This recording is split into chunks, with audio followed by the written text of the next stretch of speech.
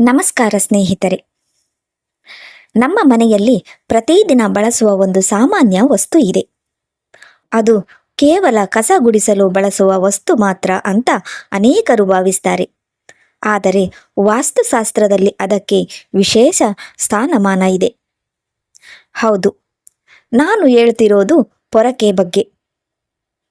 ನಿಮ್ಮ ಮನೆಯಲ್ಲಿ ಪೊರಕೆಯನ್ನು ಎಲ್ಲಿ ಇಡ್ತೀರಾ? ಬಾಗಿಲ ಹಿಂದೆಯಾ, ಅಡುಗೆ ಮನೆಯ ಮೂಲೆಯ, ಅಥವಾ ಬೆಡ್ರೂಮ್ನಲ್ಲ? ಈ ಒಂದು ಸಣ್ಣ ಅಭ್ಯಾಸವೇ ನಿಮ್ಮ ಮನೆಯ ಸುಖ, ಶಾಂತಿ, ಹಣಕಾಸು, ಆರೋಗ್ಯದ ಮೇಲೆ ಪರಿಣಾಮ ಬೀರುತ್ತದೆ ಅಂತ ಹೇಳಿದರೆ ನಂಬ್ತೀರಾ? ವಾಸ್ತುಶಾಸ್ತ್ರದ ಪ್ರಕಾರ ಪೊರಕೆ ಎಂದರೆ ಕೇವಲ ಕಸ ತೆಗೆದು ಹಾಕುವ ಸಾಧನ ಅಲ್ಲ. ಇದು ಮನೆಯ ನಕಾರಾತ್ಮಕ ಶಕ್ತಿಯನ್ನು ಹೊರಗೆ ಹಾಕುವ ಒಂದು ಪ್ರತೀಕ. ಅದಕ್ಕಾಗಿಯೇ ಪೊರಕೆಯನ್ನು ಲಕ್ಷ್ಮೀದೇವಿಯ ರೂಪ ಎಂದು ಕಾಣಲಾಗುತ್ತದೆ. ಆದರೆ ನಾವು ತಿಳಿಯದೆ ಮಾಡುವ ಕೆಲವು ತಪ್ಪುಗಳು ಮನೆಯಲ್ಲಿ ಆರ್ಥಿಕ ಸಂಕಷ್ಟ, ಕುಟುಂಬ ಕಲಹ, ಮನಸ್ಸಿನ ಅಶಾಂತಿ, ಅನಗತ್ಯ ಖರ್ಚು, ಸಾಲದ ಸಮಸ್ಯೆ ಇವೆಲ್ಲಕ್ಕೂ ಕಾರಣವಾಗಬಹುದು. ಹಾಗಾದರೆ ಪೊರಕೆಯನ್ನು ಎಲ್ಲಿ ಇಡಬೇಕು? ಯಾವ ದಿಕ್ಕಿನಲ್ಲಿ ಇಡಬೇಕು? ಯಾವ ಸಮಯದಲ್ಲಿ ಬಳಸಬಾರದು? ಯಾವ ತಪ್ಪುಗಳನ್ನು ಎಂದಿಗೂ ಮಾಡಬಾರದು? ಬನ್ನಿ, ಇವತ್ತಿನ ಈ ವಿಡಿಯೋದಲ್ಲಿ ಈ ಎಲ್ಲ ಮಾಹಿತಿಯನ್ನು ಸಂಪೂರ್ಣವಾಗಿ ತಿಳಿಸಿಕೊಡ್ತೀನಿ. ಹಾಗಾಗಿ ವಿಡಿಯೋವನ್ನು ಕೊನೆಯವರೆಗೂ ತಪ್ಪದೆ ನೋಡಿ. ಸ್ನೇಹಿತರೆ, ಮನೆಯ ಕಸವನ್ನು ಹೊರಗೆ ಹಾಕುವುದು ಅಂದರೆ ಕೇವಲ ಧೂಳು ತೆಗೆದು ಹಾಕೋದು ಅಲ್ಲ. ವಾಸ್ತು ದೃಷ್ಟಿಯಿಂದ ನೋಡಿದರೆ ಮನೆಯಲ್ಲಿ ಇರುವ ನಕಾರಾತ್ಮಕ ಶಕ್ತಿಗಳು, ಕೆಟ್ಟ ಕಂಪನಗಳು, ಅಶುದ್ಧತೆ ಇವೆಲ್ಲವನ್ನು ಹೊರಗೆ ಕಳುಹಿಸುವ ಕೆಲಸವನ್ನು ಪೊರಕೆ ಮಾಡುತ್ತದೆ. ಅದಕ್ಕಾಗಿಯೇ ನಮ್ಮ ಹಿರಿಯರು ಹೇಳ್ತಿದ್ರು, ಪೊರಕೆಯನ್ನು ಗೌರವದಿಂದ ಇಡಿ ಎಂದು. ಯಾಕೆಂದರೆ ಶುದ್ಧತೆ ಇರುವ ಜಾಗದಲ್ಲಿ ಲಕ್ಷ್ಮಿ ನೆಲೆಸುತ್ತಾಳೆ. ಕಸ, ಅಶುದ್ಧತೆ, ಅಸಮರ್ಪಕತೆ ಇರುವ ಜಾಗದಲ್ಲಿ ದರಿದ್ರತೆ ನೆಲೆಸುತ್ತದೆ ಅನ್ನೋ ನಂಬಿಕೆ ಇದೆ. ಹೀಗಾಗಿ ಪೊರಕೆಯ ಬಳಕೆ ಮತ್ತು ಅದರ ಸ್ಥಾನಮಾನ ಬಹಳ ಮುಖ್ಯ. ಅನೇಕ ಮನೆಗಳಲ್ಲಿ ಸಾಮಾನ್ಯವಾಗಿ ಕಾಣೋ ತಪ್ಪು ಇದೆ. ಸ್ವಲ್ಪ ಜಾಗ ಉಳಿಸಿಕೊಳ್ಳೋಕೆ ಅಥವಾ ಕಣ್ಣಿಗೆ ಬೀಳದಂತೆ ಇಡೋಕೆ ಹಲವರು ಪೊರಕೆಯನ್ನು ಬೆಡ್ರೂಮ್ನಲ್ಲೇ ಇಡ್ತಾರೆ. ಆದರೆ ವಾಸ್ತುಶಾಸ್ತ್ರದ ಪ್ರಕಾರ ಇದು ದೊಡ್ಡ ದೋಷ. ಬೆಡ್ರೂಮ್ ಎಂದರೆ ವಿಶ್ರಾಂತಿ, ಪ್ರೀತಿ, ಭಾವನಾತ್ಮಕ ಸಮತೋಲನದ ಸ್ಥಳ. ಗಂಡ ಹೆಂಡತಿ ನಡುವೆ ಪ್ರೀತಿ, ನಂಬಿಕೆ, ಶಾಂತಿ ನೆಲೆಸೋ ಜಾಗ. ಆದರೆ ಅಲ್ಲಿ ಪೊರಕೆ ಇಡುವುದರಿಂದ ಏನಾಗುತ್ತದೆ ಗೊತ್ತಾ? ದಾಂಪತ್ಯದಲ್ಲಿ ಕಲಹ ಹೆಚ್ಚಾಗುತ್ತದೆ.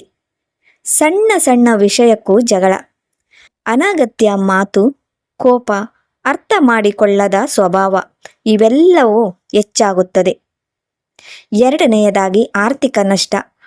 ಹಣ ಬಂದರೂ ಉಳಿಯುವುದಿಲ್ಲ, ಅನಗತ್ಯ ಖರ್ಚು, ಸಾಲದ ಒತ್ತಡ. ಮೂರನೆಯದಾಗಿ ನಿದ್ರೆ ಸಮಸ್ಯೆ. ನಿದ್ರೆ ಸರಿಯಾಗಿ ಬರೋದಿಲ್ಲ, ಭಯಾನಕ ಕನಸುಗಳು, ಮನಸ್ಸಿನಲ್ಲಿ ಒತ್ತಡ. ನಾಲ್ಕನೆಯದಾಗಿ ನೆಗೆಟಿವ್ ಎನರ್ಜಿ. ಕೊಠಡಿಯಲ್ಲಿ ಭಾರವಾದ ಅನುಭವ, ಮನಸ್ಸಿಗೆ ಅಶಾಂತಿ, ಇದರಿಂದ ಕೆಲಸಗಳಲ್ಲೂ ಅಡ್ಡಿ. ಹೀಗಾಗಿ ಹಿಂದೆ ಬೆಡ್ರೂಮ್ನಲ್ಲಿ ಪೊರಕೆ ಇದ್ದರೆ ತೆಗೆದು ಹಾಕಿಬಿಡಿ. ಅಡುಗೆ ಮನೆಯಲ್ಲಿ ಪೊರಕೆ ಇಡಬಾರದು. ಯಾಕೆ ಎಂದರೆ ಅಡುಗೆ ಮನೆ ಅನ್ನೋದು ಅನ್ನಪೂರ್ಣೇಶ್ವರಿ ನೆಲೆಸುವ ಸ್ಥಳ. ಅಲ್ಲಿ ಆಹಾರ ಸಿದ್ಧವಾಗುತ್ತದೆ. ಕುಟುಂಬದ ಆರೋಗ್ಯದ ಮೂಲ ಅದೇ. ಅದಕ್ಕೆ ಪೊರಕೆ ಇಡುವುದು ವಾಸ್ತು ಪ್ರಕಾರ ಅಶುಭ. ಇದರಿಂದ ಆಹಾರದ ವ್ಯರ್ಥತೆ, ಆರೋಗ್ಯದ ಸಮಸ್ಯೆಗಳು, ಹಣದ ನಷ್ಟ, ಮನೆಯಲ್ಲಿ ಒತ್ತಡ ಹೆಚ್ಚಾಗುತ್ತವೆ ಎಂದು ಹೇಳಲಾಗುತ್ತದೆ. ಹೀಗಾಗಿ ಅಡುಗೆ ಮನೆಯಲ್ಲಿ ಪೊರಕೆ ಇಡಬೇಡಿ, ತೆಗೆದುಹಾಕಿ. ಪೊರಕೆಯನ್ನು ಯಾವ ದಿಕ್ಕಿನಲ್ಲಿ ಇಡಬೇಕು? ಇದು ಬಹಳ ಮುಖ್ಯ. ವಾಸ್ತುಶಾಸ್ತ್ರದ ಪ್ರಕಾರ ಪೊರಕೆಯನ್ನು ದಕ್ಷಿಣ ದಿಕ್ಕು ಅಥವಾ ಪಶ್ಚಿಮ ದಿಕ್ಕು ಈ ಎರಡರ ನಡುವೆ ಇಡೋದು ಶುಭ. ಈ ದಿಕ್ಕುಗಳು ಸ್ಥಿರತೆ ಮತ್ತು ನಕಾರಾತ್ಮಕ ಶಕ್ತಿ ನಿಯಂತ್ರಣಕ್ಕೆ ಸಂಬಂಧಪಟ್ಟವು. ಪೊರಕೆಯನ್ನು ಉತ್ತರ ಅಥವಾ ಪೂರ್ವ ದಿಕ್ಕಿನಲ್ಲಿ ಇಡುವುದನ್ನು ತಪ್ಪಿಸಬೇಕು. ಯಾಕೆಂದರೆ ಈ ದಿಕ್ಕುಗಳು ದೇವತಾ ಶಕ್ತಿ ಮತ್ತು ಸಮೃದ್ಧಿಯ ಸಂಕೇತ. ಪೊರಕೆಯನ್ನು ಹೇಗೆ ಇಡಬೇಕು? ಅನೇಕರು ಮಾಡುವ ಮತ್ತೊಂದು ದೊಡ್ಡ ತಪ್ಪು ಪೊರಕೆಯನ್ನು ಗೋಡೆಗೆ ನಿಲ್ಲಿಸಿ ಇಡುವುದು. ಇದು ವಾಸ್ತು ಪ್ರಕಾರ ತಪ್ಪು. ಸರಿಯಾದ ವಿಧಾನ ಪೊರಕೆಯನ್ನು ಯಾವಾಗಲೂ ಅಡ್ಡವಾಗಿ ಮಲಗಿಸಿ ಇಡಿ. ನಿಲ್ಲಿಸಿ ಇಡೋದರಿಂದ ಮನೆಯ ಸ್ಥಿರತೆ ಕಡಿಮೆಯಾಗುತ್ತದೆ, ಹಣದ ಸಮಸ್ಯೆ, ಜಗಳ ಹೆಚ್ಚಾಗುತ್ತವೆ ಎನ್ನಲಾಗುತ್ತದೆ. ಮನೆ ಬಾಗಿಲ ಬಳಿ ಪೊರಕೆ ಇಡಬಹುದಾ? ಬಹಳ ಜನರು ಮನೆ ಬಾಗಿಲ ಹತ್ತಿರ ಇಡುತ್ತಾರೆ. ಇದು ಸರಿಯಲ್ಲ. ಮನೆಗೆ ಪ್ರವೇಶಿಸುವ ಶಕ್ತಿ ಮುಖ್ಯ ಬಾಗಿಲಿನಿಂದ ಬರುತ್ತದೆ. ಅಲ್ಲಿ ಪೊರಕೆ ಕಾಣಿಸಿದರೆ ಲಕ್ಷ್ಮೀ ಪ್ರವೇಶ ಕಡಿಮೆಯಾಗುತ್ತದೆ, ನಕಾರಾತ್ಮಕ ಕಂಪನ ಹೆಚ್ಚಾಗುತ್ತದೆ ಎನ್ನಲಾಗುತ್ತದೆ. ಹೀಗಾಗಿ ಬಾಗಿಲ ಬಳಿ ಇಡಬೇಡಿ. ಪೊರಕೆ ಕಣ್ಣಿಗೆ ಬೀಳಬಾರದು. ಯಾಕೆ ಎಂದರೆ ವಾಸ್ತು ಪ್ರಕಾರ ಪೊರಕೆಯನ್ನು ಎಲ್ಲರಿಗೂ ಕಾಣುವಂತೆ ಇಡಬಾರದು. ಮನೆಗೆ ಬಂದವರ ಕಣ್ಣಿಗೆ ತಕ್ಷಣ ಬೀಳಬಾರದು.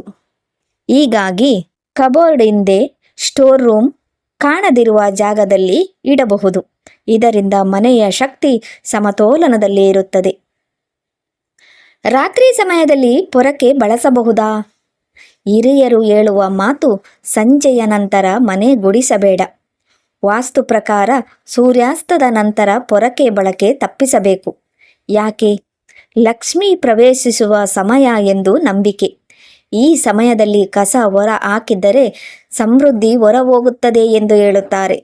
ಅತ್ಯವಶ್ಯಕ ಪರಿಸ್ಥಿತಿ ಹೊರತುಪಡಿಸಿ ಅವಾಯ್ಡ್ ಮಾಡಿ ಈ ಸಂಜೆಯ ಹೊತ್ತಿನಲ್ಲಿ ಮನೆ ಗುಡಿಸುವುದನ್ನು.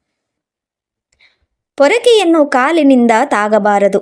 ಇದು ತುಂಬ ಮುಖ್ಯ. ಅನೇಕರು ಗಮನ ಕೊಡುವುದಿಲ್ಲ. ಪೊರಕೆಯನ್ನು ಕಾಲಿನಿಂದ ತಳ್ಳೋದು, ತುಳಿಯೋದು, ಮೆಟ್ಟೋದು ಮಾಡುತ್ತಾರೆ. ಇದು ತಪ್ಪು. ಇದು ಲಕ್ಷ್ಮಿಗೆ ಅವಮಾನ ಎಂದು ಕಾಣುತ್ತಾರೆ. ಆದ್ದರಿಂದ ತಪ್ಪಾಗಿ ಕಾಲು ತಾಗಿದರೆ ಕೈ ಜೋಡಿಸಿ ಕ್ಷಮೆ ಕೇಳುವ ಅಭ್ಯಾಸ ಹಿರಿಯರಲ್ಲಿ ಇತ್ತು. ಹಳೆಯ ಪೊರಕೆ ಯಾವಾಗ ಬದಲಿಸಬೇಕು? ತುಂಬ ಹಾಳಾದ ಪೊರಕೆ ಬಳಸಬಾರದು. ಚಿಂದಿಯಾಗಿರುವ ಪೊರಕೆ ಅಶುದ್ಧತೆ, ನೆಗೆಟಿವ್ ಎನರ್ಜಿ ಹೆಚ್ಚಿಸುತ್ತದೆ ಎನ್ನಲಾಗುತ್ತದೆ. ಹೊಸ ಪೊರಕೆ ತರುವಾಗ ಶುಕ್ರವಾರ ಅಥವಾ ಶನಿವಾರ ತರುವುದು ಶುಭ. ಹಳೆಯ ಪೊರಕೆಯನ್ನು ಹೇಗೆ ತ್ಯಜಿಸಬೇಕು? ಹಳೆಯ ಪೊರಕೆಯನ್ನು ಎಲ್ಲೆಂದರಲ್ಲಿ ಬಿಸಾಡಬೇಡಿ. ಗೌರವದಿಂದ ಡಿಸ್ಕಾರ್ಡ್ ಮಾಡಬೇಕು. ಶುಭ ದಿನದಲ್ಲಿ ಬದಲಿಸುವುದು ಉತ್ತಮ. ಕೆಲವರು ಉಡುಗೊರೆಯಾಗಿ ಪೊರಕೆ ಕೊಡುತ್ತಾರೆ. ವಾಸ್ತು ಪ್ರಕಾರ ಇದನ್ನು ತಪ್ಪಿಸಬೇಕು. ಪೊರಕೆ ಒಂದು ವೈಯಕ್ತಿಕ ಉಪಯೋಗದ ವಸ್ತು. ಅದನ್ನು ಉಡುಗೊರೆಯಾಗಿ ನೀಡುವುದು ಅಥವಾ ಕೇಳಿ ಪಡೆದುಕೊಳ್ಳುವುದು ಉತ್ತಮವಲ್ಲ. ಮನೆ ಸ್ವಚ್ಛತೆ ಮತ್ತು ಸಮೃದ್ಧಿ ಸಂಬಂಧ. ವಾಸ್ತು ಹೇಳೋ ಮುಖ್ಯ ನಿಯಮ ಶುದ್ಧ ಮನೆಯಲ್ಲಿ ಶುಭ ಶಕ್ತಿ ನೆಲೆಸುತ್ತದೆ. ಪೊರಕೆ ಸರಿಯಾದ ಜಾಗದಲ್ಲಿ ಇದ್ದರೆ ಮನಸ್ಸಿಗೆ ಶಾಂತಿ, ಕುಟುಂಬದಲ್ಲಿ ನೆಮ್ಮದಿ, ಹಣಕಾಸು ಸುಧಾರಣೆ ಉಂಟಾಗುತ್ತದೆ ಅನ್ನೋ ನಂಬಿಕೆ. ತಪ್ಪದೆ ಪಾಲಿಸಬೇಕಾದ ನಿಯಮಗಳು. ಒಮ್ಮೆ ಒಟ್ಟಿನಲ್ಲಿ ಹೇಳೋದಾದರೆ ಬೆಡ್ರೂಮಿನಲ್ಲಿ ಇಡಬೇಡಿ, ಅಡುಗೆ ಮನೆಯಲ್ಲಿ ಇಡಬೇಡಿ, ಮೈನ್ ಡೋರ್ ಬಳಿ ಇಡಬೇಡಿ, ನಿಲ್ಲಿಸಿ ಇಡಬೇಡಿ, ಕಾಲಿನಿಂದ ತಾಗಬೇಡಿ, ಎಲ್ಲರಿಗೂ ಕಾಣುವಂತೆ ಇಡಬೇಡಿ. ದಕ್ಷಿಣ ಅಥವಾ ಪಶ್ಚಿಮ ದಿಕ್ಕಿನಲ್ಲಿ ಇಡಿ, ಅಡ್ಡವಾಗಿ ಮಲಗಿಸಿ ಇಡಿ, ಮರೆಮಾಡಿ ಇಡಿ, ಗೌರವದಿಂದ ಬಳಸಿ. ಸ್ನೇಹಿತರೆ, ನಾವು ಸಣ್ಣ ವಿಷಯ ಅಂತ ನಿರ್ಲಕ್ಷಿಸುವ ಕೆಲವು ಅಭ್ಯಾಸಗಳು ನಮ್ಮ ಜೀವನದ ಮೇಲೆ ದೊಡ್ಡ ಪರಿಣಾಮ ಬೀರುತ್ತವೆ. ಪೊರಕೆ ಕೂಡ ಅಂಥದ್ದೇ. ಇದು ಕೇವಲ ಕಸ ಗುಡಿಸುವ ವಸ್ತುವಲ್ಲ, ಮನೆಯನ್ನು ಶುದ್ಧವಾಗಿಡುವ, ನಕಾರಾತ್ಮಕತೆಯನ್ನು ದೂರ ಮಾಡುವ ಒಂದು ಶಕ್ತಿ. ಹೀಗಾಗಿ ಹಿಂದೆ ನಿಮ್ಮ ಮನೆಯಲ್ಲಿ ಪೊರಕೆ ಎಲ್ಲಿದೆ ಅಂತ ಒಮ್ಮೆ ನೋಡಿ. ತಪ್ಪಾದ ಜಾಗದಲ್ಲಿದ್ದರೆ ಸರಿಪಡಿಸಿ. ಬಹುಶಃ ನಿಮ್ಮ ಮನೆಯ ಶಾಂತಿ, ಸಮೃದ್ಧಿಗೆ ಇದೂ ಒಂದು ಸಣ್ಣ ಆದರೆ ಮುಖ್ಯ ಬದಲಾವಣೆ ಆಗಬಹುದು. ಈ ಮಾಹಿತಿ ನಿಮಗೆ ಉಪಯುಕ್ತ ಅನ್ನಿಸಿದರೆ ವಿಡಿಯೋಗೆ ಲೈಕ್ ಮಾಡಿ. ಇಂತಹ ವಾಸ್ತು ಧಾರ್ಮಿಕ ಉಪಯುಕ್ತ ಮಾಹಿತಿಗಾಗಿ ನಮ್ಮ ಚಾನಲನ್ನು ಸಬ್ಸ್ಕ್ರೈಬ್ ಮಾಡಿ. ಧನ್ಯವಾದಗಳು.